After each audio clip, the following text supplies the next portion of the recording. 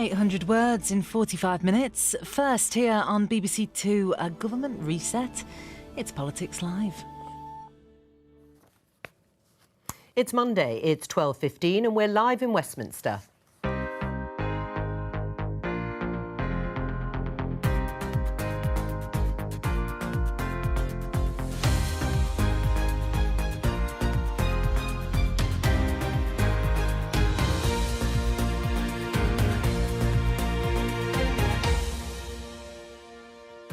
Joining me, former Cabinet Minister Stephen Crabb, GP Clare Gerada, Labour leader in the House of Lords Angela Smith, and Daily Telegraph Associate Editor Camilla Tominey. Today, the bad news is that they pinged me and I've got to self-isolate.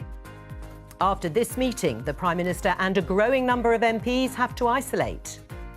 How soon can a COVID vaccine be rolled out? We'll be ready from the 1st of December. But I know that's the earliest it could possibly come. And are GPs ready to deliver it so soon? Another week, another round of Brexit talks, and time for a breakthrough is running out. The UK's chief negotiator says we may not succeed.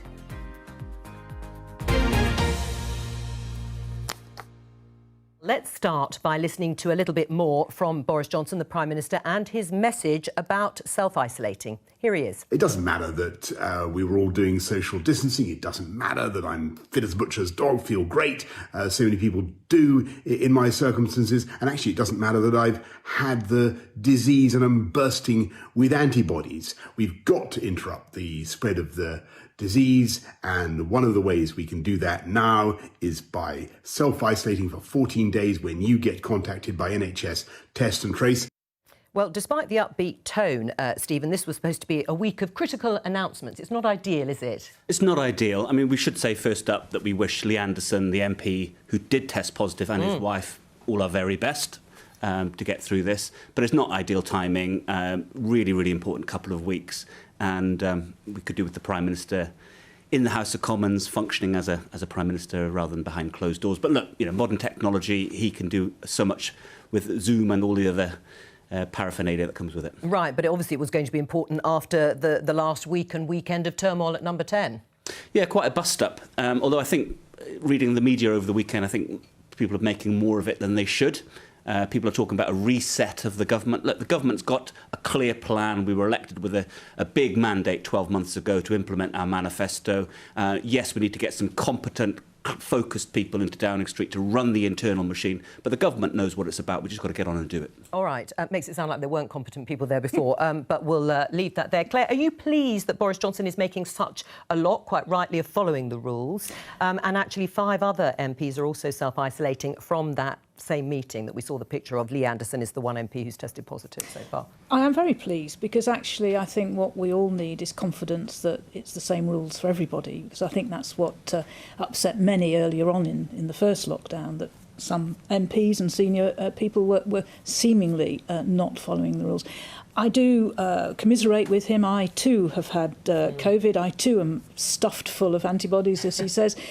But at the moment, those are the rules, and hopefully Mr Johnson will talk to the scientists and see actually whether it is necessary for those who have had the illness, whether they do need to isolate for as long as they do, or whether it can be cut short. But that's for him and others to decide. Well, Angela, do you agree that a lot can be done from home? It might not be ideal that the Prime Minister won't be physically in the House of Commons, but remote working has sort of developed leaps and bounds. Yes, it's getting better, although I'd rather be in the studio with you than in my office here in the House of Lords at the moment. I'm not sure if Boris Johnson had just been ultra cautious, which if he is, that's absolutely fine, or was Downing Street really obeying all the rules it should? One of the things that's concerned me looking around Parliament is how some people get rather lax about the rules. And here in the House of Lords, there's been some joke at first from MPs and now great admiration that we vote remotely, which to me is a much better situation than MPs snaking around Parliament in long queues or giving their votes to a whip to vote for them. So I think Parliament has to look at how it operates as well. And as Downing Street and show a lead to the country. It's not much fun being here. I spend a lot of time in my office on my own. I don't enjoy it, but that's the way it has to be, and we can do things. I can talk to you today and have talked to many others from this office, but I think we all look forward to getting this vaccine developed so we can start that return to working as normal. All right. I mean, Camilla, Stephen said, yes, it's not ideal, but this isn't a reset. But that is how some people have viewed it, and the turmoil wasn't going to end with the departure of Dominic Cummings and the Director of Communications, Lee Kane. No, I think it's definitely a reset. I mean, possibly after the Brexit transition period ends on December the 31st, there was always talk that there might be a reshuffle. Obviously, his top team now are missing 2 key players and they need to be replaced. Equally, there's a sense that he does desperately need to install a chief of staff to try and get some semblance of order inside what has been a factional and warring number 10. On the issue of him self-isolating, I mean, it's far from ideal because this week they were set to unleash the Prime Minister for him not just to talk about coronavirus, but some of the other aspects of the Tory party manifesto. Ironically, he himself was worried about people not adhering to the self-isolation rules. That's why he's wanted to push testing, because he thinks people will be much more obedient of a positive test, as opposed to the situation the PM finds himself in, which many will have observed and been in themselves watching this programme, of being told that you might have coronavirus and having to stay put even though you don't have any symptoms and you haven't tested positive. So in a weird way, maybe his own personal experience might help the public to be a bit more adherent to some of the rules. Well, that's possibly what they think at number 10. You mentioned that there was going to be an unleashing of the Prime Minister and possibly announcements that will still go ahead. Let's just show you the picture of Lee Anderson, who is the Conservative MP. There he is, standing a metre apart from the Prime Minister. His tweet says, "Breakfast with the PM. This morning I met with the Prime Minister at number 10. I was there with my wish list for Ashfield and Eastwood. Investment is coming. You have my word on that." Were there concerns that that wish list was not going to be met, Camilla, that money wasn't coming to the areas of the former Red Wall, as it's known? Well, the Red Wall MPs have been increasingly frustrated with the government's lockdown policy. There's no doubt about it. And that group that's been set up of people who are effectively lockdown sceptics in the Tory party include a lot of the 2019 intake. And that's kind of a rarity because you'd expect newer MPs to be more compliant and obedient. So, yes, he's got a little bit of a problem in facing that kind of mounting rebellion. And there is a sense he has to live up to this campaign pledge of levelling up, because at the end of the day, that is partly responsible for him to being elected as Prime Minister. Not just the idea of getting Brexit done, but giving something back to the North, to strongholds that have been under Labour control for years and years. Right. I mean, it's quite explicit, that tweet there.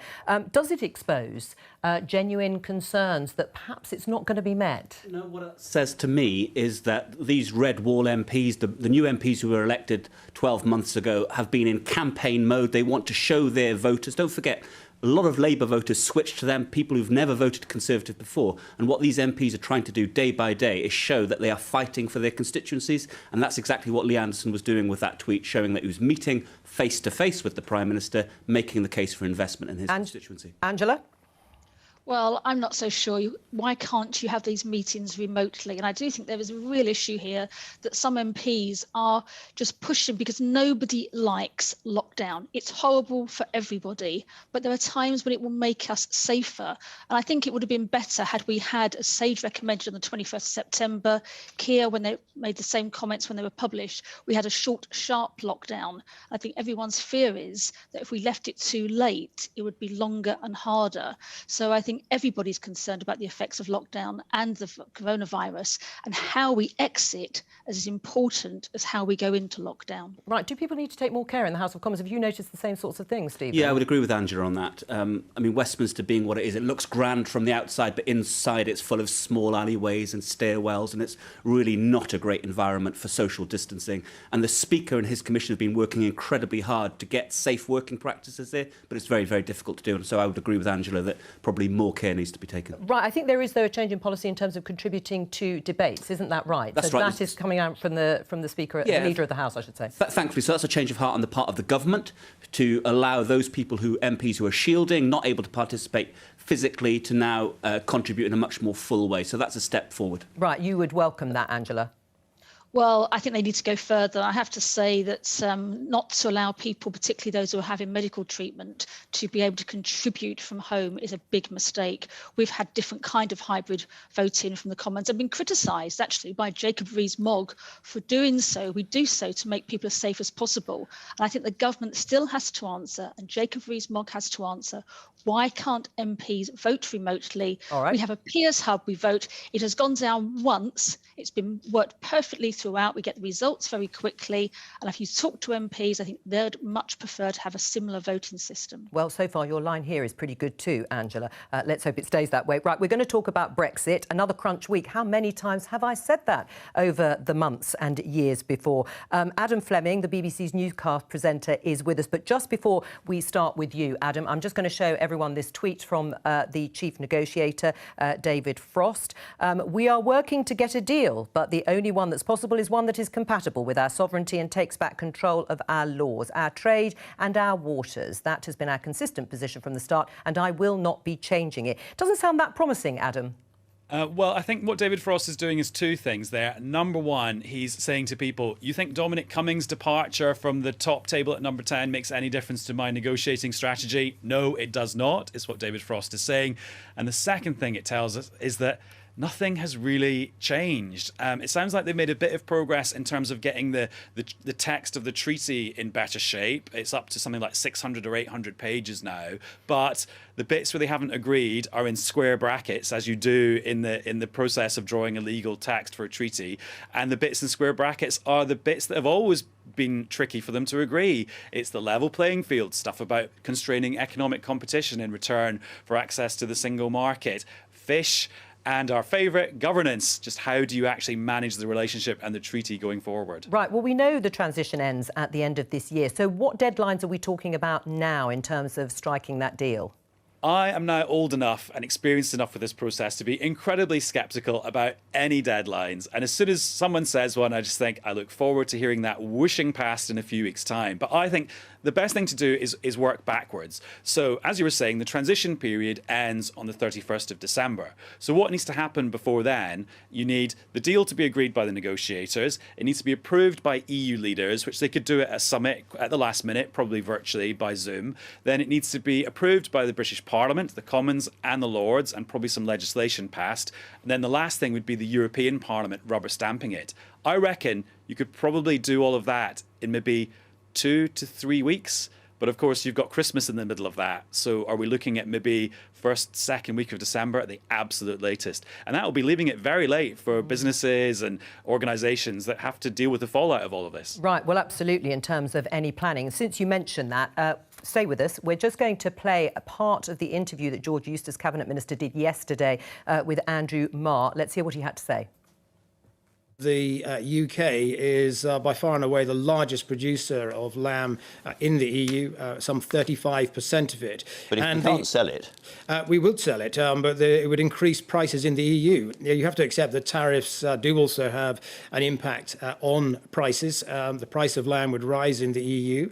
That would also mean that demand in the EU for lamb would go down. And there would be a fall in prices here in the UK in the short term.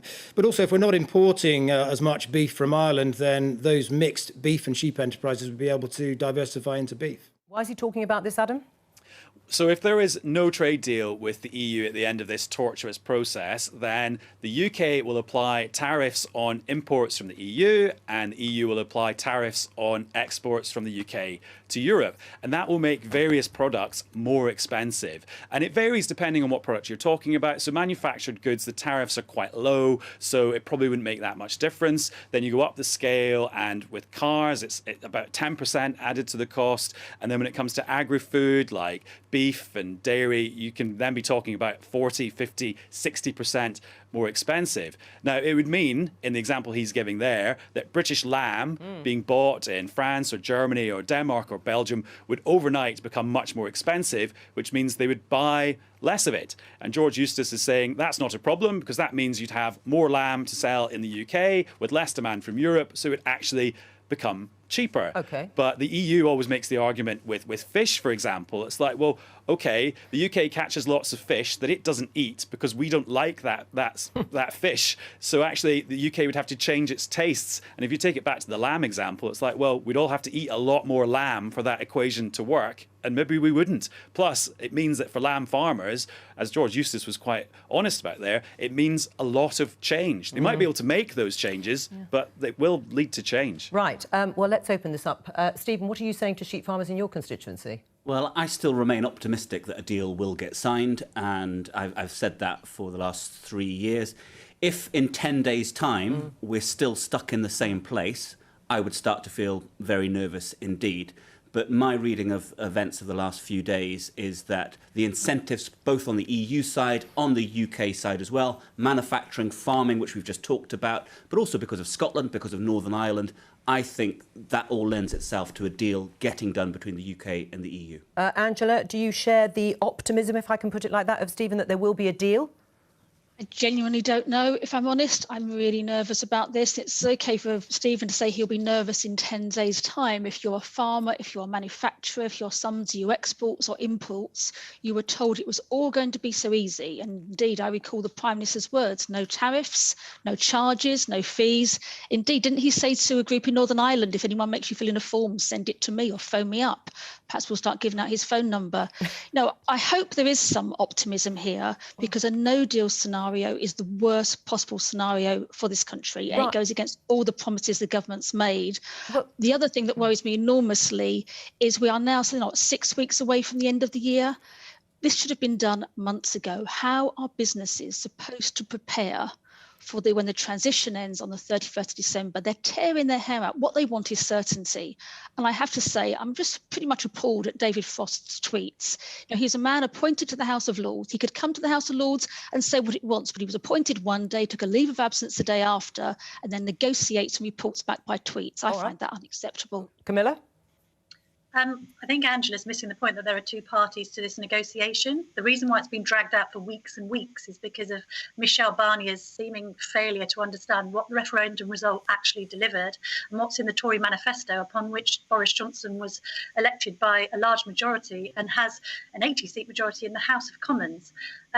This idea that they can renege on that politically or otherwise is ludicrous. Look at the briefings over the weekend. Not just that David Frost, who incidentally, of course, took a leave of absence from the House of Lords because he's still negotiating our way out of the EU, but equally, David Frost, Oliver Lewis, the Brexit policy advisor, they're both in place. There was another briefing to The Observer suggesting that Boris Johnson was the most hard Brexiteer of them all. So clearly their angle in the negotiation is to push and push and push. But no side wants no deal. The European Union doesn't want no deal either. So clearly a compromise has to be made. Right. But the idea that it's all Britain and not at all the EU pushing back, I think, is ludicrous. Angela? Well, that's not what I said at all, but I do think we have an onus for our industry and our economy to get to that deal. And I think one of the things that strikes me is the government's negotiating tactics in playing hardball. It strikes me that if you bring forward legislation that says you give yourself the right to just break international law, so unilaterally break an agreement that you signed up to less than a year before then, that makes negotiations harder rather than easier. And we have to have friends somewhere. We have to work with the EU. We've got Joe Biden already as president-elect expressing concerns about the Good Friday agreements and what's going to happen if the government does let this internal markets bills through and puts back the ability to break international law into the bill. Right. We could end up being Billy no-mates across the world, and what the government needs to do, and I'm not putting all the blame on the government, but I do think the government has a responsibility. That's why it's in government. It has to settle down and negotiate seriously, and say, we want a deal. Let me put that to Stephen. I mean, was the strategy misguided, that standing up a little while ago by Brandon Lewis to say, yes, we will be breaking international law if we have to? Well, it wasn't pretty, and the people in the legal community certainly didn't like the look of it. But we are in a political process, fundamentally, at the moment, which is a negotiation. And just to pick up on Angela's point there, she seemed to be saying two things. First of all, she seemed to be saying we should have concluded this months ago by conceding lots of things. And then she's also saying that we need to start negotiating seriously. This government is negotiating seriously. It's not going to blink first. It's going to push it to the wire. Yeah. But I think the weight of incentives on both sides remains very, very strong in favour of a compromise eventually at the last hour being reached. Right. Do you think, though, sheep farmers in your constituency who depend on selling vast quantities of lamb to the EU will be satisfied with what the Environment Secretary George Eustice said about it's OK, they'll just have to diversify into beef? If I'm honest, I don't think they'd be satisfied with that. I think for the agricultural community, I think it's pretty clear-cut that a deal is a lot better than a no deal. Not the case for all sectors of the economy, but for agriculture, and particularly for sheep farming, getting a deal is really important. Listening to this, watching this, we've been here before, Claire. What are your observations? Well, number one, isn't it chaotic? Here we are coming to the end of the year when a decision has to be made. We're in the middle of a pandemic. We've got a Prime Minister who's having to isolate. Therefore, though he can have some of those meetings on Zoom, can't have those crucial meetings. So I must say, as a layperson in this, I'm horrified that we're reaching this situation so close when these are clearly people's jobs, people's livelihoods, where we have to boost the economy. But, you know, it's an area way outside. But if this was medicine, if this was what we were doing with your care, with all of it, I think people would be aghast and probably refer me to the General Medical Council. Right, well, short of that, we're going to be talking about, obviously, all things medical in just a moment. If we don't get a trade deal with the EU, Stephen, should the government compensate sheep farmers for their losses? Well, they'll need to make some kind of intervention to protect the livelihoods. And George Eustice there was talking about sheep farmers changing their output to beef, perhaps. Well, that requires time and it requires extra support. But we don't want to be in that position. I don't think we're going to be in that position. I mean, this government's pretty clear that it wants UK agriculture to succeed and to flourish, and it can do. Getting a deal as part of that. But Camilla said they've also said they won't walk away. They will walk away, I should say, and they will stick to some of the things outlined by David Frost. So, I mean, can Stephen afford to be that optimistic about getting a deal? Well, I think, yeah, of course, everyone should be optimistic about getting a deal. There's three options, isn't there? He comes back with a good deal for the UK, which his Brexiteer support base and indeed the MPs in Parliament support.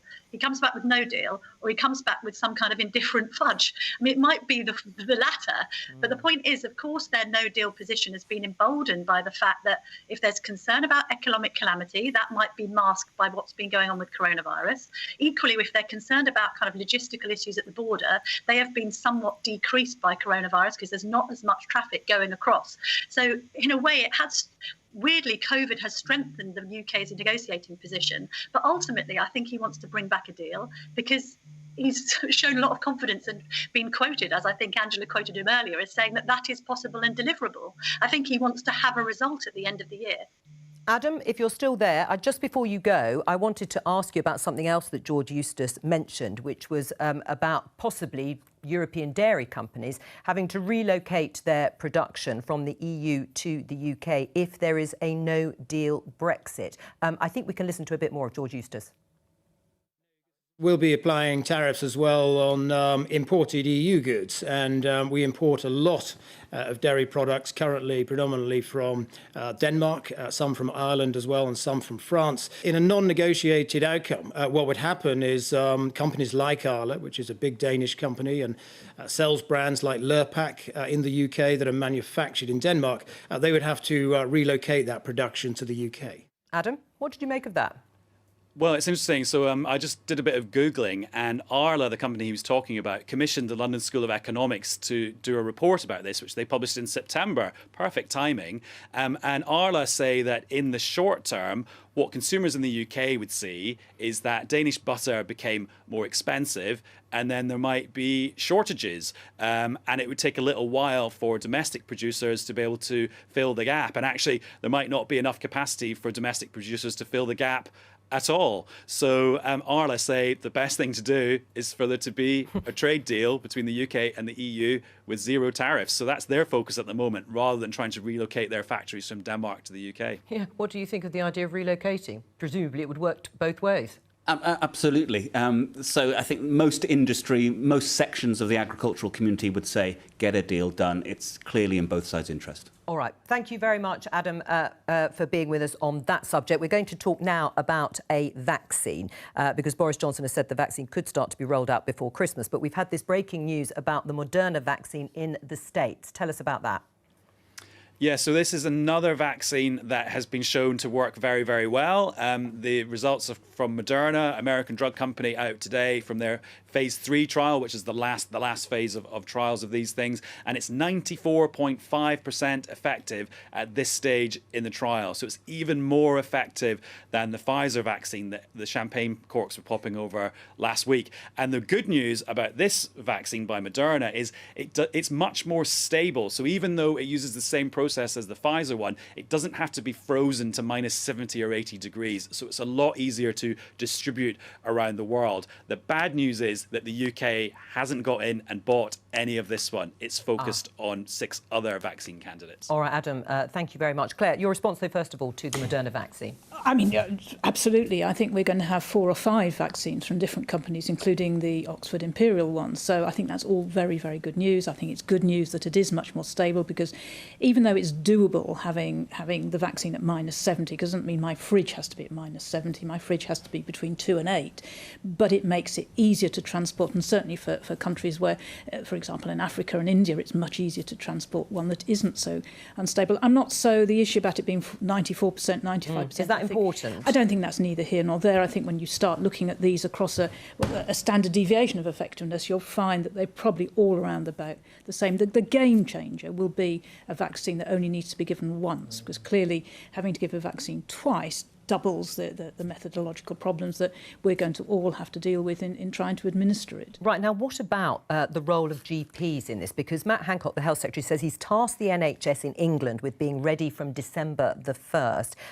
How big a job is that going to be? Well, general practitioners have already started this. It's going to be tough, I mean, but we've already reorganised ourselves for COVID. So, for example, we've moved acute care versus chronic care onto different sites. We're already, for example, at my practice, we're already getting ready to be a site to immunise. We're already giving flu vaccines. And so we're getting skilled up. We're doing this. And general practice has always risen to challenges. Clearly, it's very hard at the moment because we're in the middle of giving flu vaccines out and just about to start the winter flu season. And whatever people say, we are much, much busier face-to-face consultations than we were this time last year. So we are actually seeing more patients, dealing with more patients and getting through more patients than we are in this time last year. Well, let me get your reaction to this headline in the Telegraph, which says GPs warn vaccine planning is inadequate after government had 8 months to prepare. And they then focus in the next bit, if primary services are paused to help with the rollout, the impact could be catastrophic. Doctors have warned. Do you agree with that? Well, I mean, clearly we've got to get ourselves sorted. I mean, I came from my practice this morning and we were doing flu vaccination clinics over the weekend and patients weren't turning up because it was cold weather over the weekend. So if we're having to deal with that, we've also got the problem of the patients not wanting to come, in cold weather to have a vaccine that they may quite rightly be fearful of, and we're all fearful of issues, all fearful of the news. And we've also got the issues with fridges, even though, as I said, even the Pfizer one, which is minus 70 to 80, the boxes will be minus 70 to 80. Nevertheless, we'll have to clear all our other vaccines out,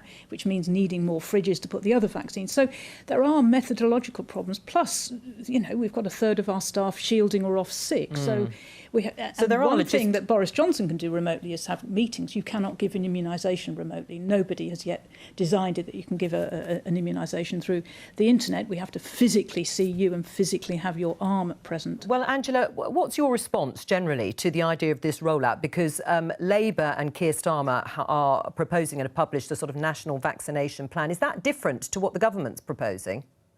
Oh, I don't know the details of what the government's proposing yet. I do think we have to work together for 2 reasons. One, you work out the logistics of it. Now, who gets it first? Those who are most vulnerable, those in the front line. How do you give public confidence, though, is also going to be key in this. And we've already seen quite a lot of public confidence eroded in the government, either by the comments made earlier about people not abiding by the rules or how contracts are given out. I think if everybody works together to bring back that public confidence, we then tackle those that are campaigning against vaccines. And there's also been a call from the Labour Party this weekend that the government could do more to tackle those online campaigners who are spreading misinformation, misleading people. And the worst thing could happen is if people don't have confidence in the vaccine and don't get vaccinated. So there's the huge logistical challenges to make sure everybody gets the vaccine. And then there's the challenge to make sure now that we actually stop those people who are trying to undermine the programme in the first place by claiming people shouldn't be vaccinated. We saw the problems, for example, previously with MMR and measles vaccinations. We can't allow that to happen now. We have to make sure that people have confidence in the government and confidence in this vaccine. Claire? Absolutely. Absolutely, we've got to make sure that people, but I empathise with people. I mean, most people alive today will not have seen the catastrophic effects of polio, of measles, of German measles, of all of these, of diphtheria. I'm just about old enough to have seen them in my own clinical practice. So we have to restore confidence by actually providing information rather than, and I'm sure you're not saying this, rather than just blaming them and saying, you know, you have a moral imperative to be vaccinated. But on the same time, I think we really have to come heavy on those anti-vaxxers that have campaigns that spew out false information. And I think we really need to put the legislation in place that they are not allowed to do that. It's one thing trying to inform our patients. It's another thing having to deal with these self-interest lobby groups that I'm not sure what they're in it for. You're nodding away, Stephen, but Camilla, can I get your take on that? How heavy should the government get, if at all? I think they should get heavy on anti-vaxxing campaign groups that have overtaken the media online and publishing with impunity. But I think it's a marginal issue. I think most people, most right-minded people in the UK are crying out for a vaccination and will take them. I mean, vaccination rates, when you look at young babies, are really high. You look at any of the polling, and I think at least 7 in 10 say that they would take a vaccine. Obviously, they want more information about it. I think it's interesting as well. I wondered whether Clare sees the importance of the role in pharmacies in all this. I know the National Pharmacy Association is crying out to play a major role in vaccine rollout and actually giving vaccines, because chemists are qualified to do so, unless I'm mistaken. No, so I'm interested to know. You're absolutely right. And in fact, the guidance that we've got, they don't have to be qualified. So not pharmacists are qualified, but we can have unqualified individuals giving the vaccine. So you're absolutely right. And I'd take issue a little bit about the confidence with vaccines. I think there was a study published just last week looking at what the confidence with the new vaccine will be, and it's not very high. It's higher in the UK than it is in the US, and every time you have a negative story, it drops. Oddly enough, President Trump coming out and lauding the Pfizer vaccine, I think will do a lot to encourage people that this is a good thing. He might have done it for a different reason, but I think it is actually showing a confidence in the vaccine. So I think we need a public sector campaign, just like we have about Peppa Pig and washing your hands. Right. I mean, does the government need to do more in terms of dealing with any myths around vaccines and in terms of the big tech companies that allow to be used as a platform for it? Yeah, it does. And there is a real concern in government when you speak to ministers and civil servants about the growth of so-called anti-vaxxing the conspiracy theories. And there's quite a wide spectrum, isn't there, of people who, on the one hand, right at the far end, who believe some really outlandish conspiracy theories, right through to kind of people who are just sceptical and fearful and unsure. So the government needs to know where on that spectrum it really wants to target. But what action should they take? Because Labour has suggested, I think I'm right in saying, Angela, that actually some of the executives of these tech companies should be prosecuted. Well, they should certainly be held to account, whether or not we go down the road of a criminal prosecution. But the government is looking at this, is incredibly concerned about this. But I think Claire's right that actually just high quality, good quality information made available, widely available to families and individuals up and down the country will actually help broaden what is already quite a large proportion of the population who will say that they are happy to take a vaccine. Britain is not in the grips of anti-vaxxing theology in the way that some other countries seem to be. We're by no means in the worst possible position. Angela, do you agree? Partly. I do think it's a problem that has to be addressed. It's not as bad as it is in some countries, but you do have these conspiracy theorists online. We've seen marches in London and other places as well against masks. And I think everybody has to play the part. So it's not the greatest problem we face, getting it out is, but it isn't something that can be ignored. It has to be addressed. And I think Claire made the point as well. And unless you're older than Claire or I, you probably don't remember those who suffered with polio. We've seen other diseases that have been largely eradicated through vaccines, and that has been forgotten by a lot of people now. And I think to those who are perpetrating the myths that these vaccines are dangerous are actually doing a disservice to the public and to people generally. Right, and in terms of people being responsible then, Angela, let's take Nick Clegg, for example, as a senior exec at one of these tech companies. Would you be willing to hold someone like him responsible if they kept allowing these sort of myths to be published? Yes, I think the tech companies have got to stand up to this really strongly. No, we already now see warnings on Twitter on Donald Trump's tweets about elections. So perhaps we need to see some other areas, the tech companies stepping up and saying, actually, this is a warning about some of the myths that have been put out. The most important thing here is to get public confidence in a vaccine that works, so people feel safely and secure in being inoculated. That's going to make the difference, and that's going to change the way we live. And perhaps the new normal will be the old normal. We can go back to the old normal. Right. We've just heard, by the way, that another MP, Chris Clarkson, Conservative MP, is also self-isolating. So that number goes up to 6 alongside the Prime Minister. I can't remember how many people were actually at that meeting. I think something like 35. But let's hope I'll check my you phone. weren't there. You're not going to have to rush outside. So. Just briefly on the delivery, because Clare, I think, mentioned about the delivery and trust. Possibly following on from test, trace and isolate. How confident are you in terms of a smooth rollout? So one meeting I was in last week, and it was an online meeting with Jonathan Van Tam, the Deputy Chief Medical Officer, was looking at the vaccine programme, and he answered a huge range of really practical questions about the rollout of the vaccine, around the cold chain, the storage of the vaccines. And actually, after an hour of that meeting, I came away with so much more confidence about this, that a lot of lessons have been learned right across government about the large-scale logistical challenges of managing the pandemic. And I think, actually, we are in a pretty good shape as a country to roll out one or more vaccines when we're ready. All right, we're going to move on and talk about catch-up in schools. This obviously from children who weren't able to attend during the first lockdown. Jonathan Gullis, Conservative MP and former teacher, has written about a suggestion of cutting the school holidays by 2 weeks in order for those children who've missed out to catch up. He joins us now. Jonathan, tell us a bit more about your idea. Well, the idea is that we know the 6-week summer holiday is a very long period of time to be off. We know that it causes a financial strain on parents, on average £133 per week.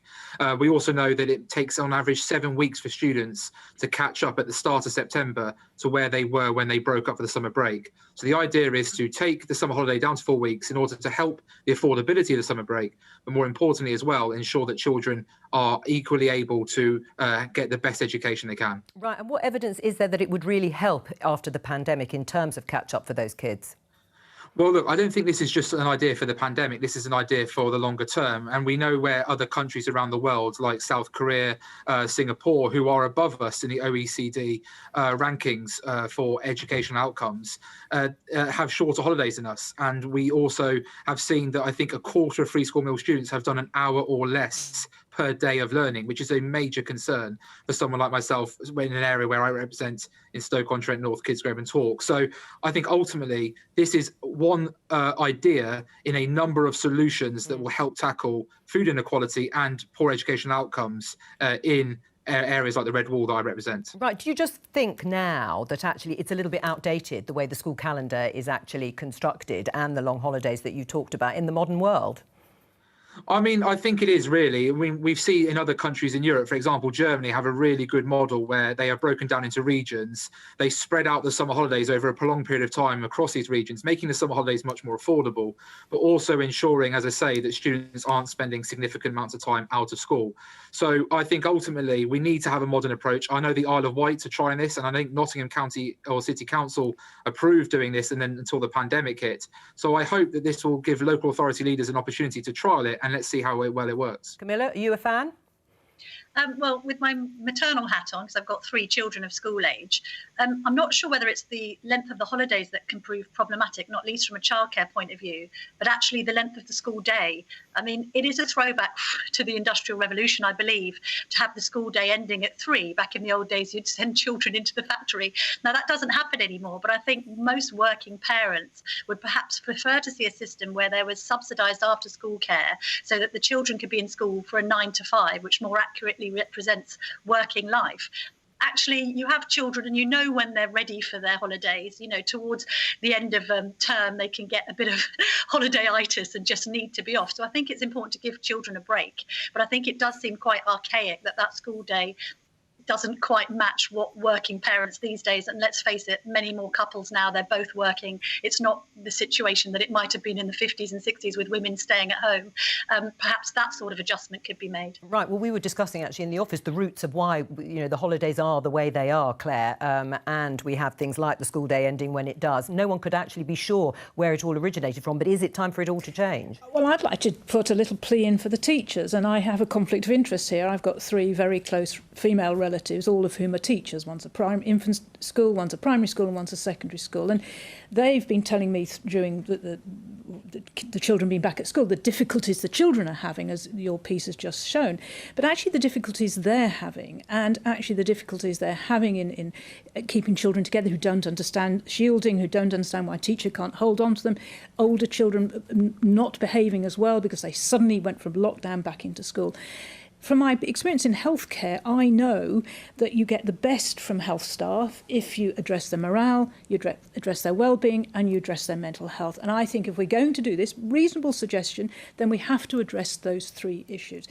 These 3 relatives of mine are all within 5 years of becoming teachers, and the statistics are they have got 1 in 3 chance of not being there at the end of the 5 years. This was pre-COVID, and I think post-COVID, with the stress and the strain, the difficulty in working both online and face-to-face, our teachers have to do. So if we are going to bring anything in, we have to realise teachers are more than just child carers. We have to realise that we have to address their mental health, their well-being, and their morale, otherwise we won't have the people to do the job that we need them to do. Do you think it's a good idea, though, shortening the long holidays when children forget what they've learnt from the previous term and year, and particularly in the case of kids who've missed out during the pandemic? Yeah, I don't know whether shortening the holidays is the answer, but Jonathan is definitely onto something there about and particularly with the onset of the pandemic, the divergence between children from disadvantaged backgrounds in state schools versus those who had private education. We saw the way right at the start of the pandemic, private schools reinvented their offer very quickly, getting the Zoom and the online lessons set up, and it took much longer and was much more of a postcode lottery for children in state. But wasn't that the government's fault, not quite rolling out all the money they have for the laptops? We can talk about that another time, but my point being is that there's a serious issue there about how we make sure children from disadvantaged backgrounds get their chance in education and succeed to their fullest. And for me, it's both a mixture of what Jonathan was saying about perhaps longer school provision, but also what Camilla was saying about out-of-school provision. I think there's much more scope for the government, and it is to be investing money in holiday provision, both on the food side and activities. You're absolutely right, and it's not just children, private and public, it's also children with special educational needs that have done worse during the pandemic. But we must address the morale of the teachers, because if we just do it in isolation, we can say whatever we like, but we won't have the staff there to do the work that we want them to do. Angela, what do you think about the idea, cutting the holidays? Well, he's actually talking about cutting holidays. He's talking about rearranging the holidays. You might have a shorter summer holiday and more time at holidays at other times. But I think there's a bigger issue here that's been brought on by COVID. And it's not just disadvantaged children who are suffering at schools. It's not just teachers in primary schools who are trying to look after children who are having issues as well. It's across the school estate for families who never thought of themselves as being disadvantaged, but their ability to be providing the equipment their children need in terms of laptops and computers, the time the children need if they're working as well, has been more difficult for many, many families. So I think just looking at the school year is one thing. This is an old argument we'll come back to, I'm sure, but I think there has to be action now along the lines that Claire has been talking about protecting the staff who are working extraordinarily hard, and also giving the children the support they need in school and out of school, and that means family support as well. All right, Jonathan, we haven't got long, but what do you think of what you've heard? I think that the school building is one of the most underutilised buildings in any community, and when they are shut for 6 weeks over the summer holiday, there is a building that could be a huge community asset to many additional provision groups outside of the normal school hours. I certainly would also like to see a review into the length of the school day, and think a 9 to 5 proposal is something that should also be considered. Jonathan, thanks very much for joining us on this subject. I mean, Stephen, again, do you think this is a moment at which to look and review all this? I know we're in the middle of a pandemic, but would it trigger a whole rethink? Whether this is the right moment for this kind of disruptive change, I don't know. But as I say, I think Jonathan is definitely onto something. I mean, he's taught in some very difficult schools. He's a former teacher, so he does know exactly what he's talking about. And his own constituency is one of the most disadvantaged in the UK. So he definitely needs to be listened to at this moment. But right at the moment, it's one of those things that I would give it to somebody in a policy unit in Downing Street and say, look into this, please. Is there something that we can do around this? But it's not something I feel right for this very moment. All right, that's all we've got time for today. Thanks to all of our guests. I will be back tomorrow. Please join me at 12:15. Bye-bye.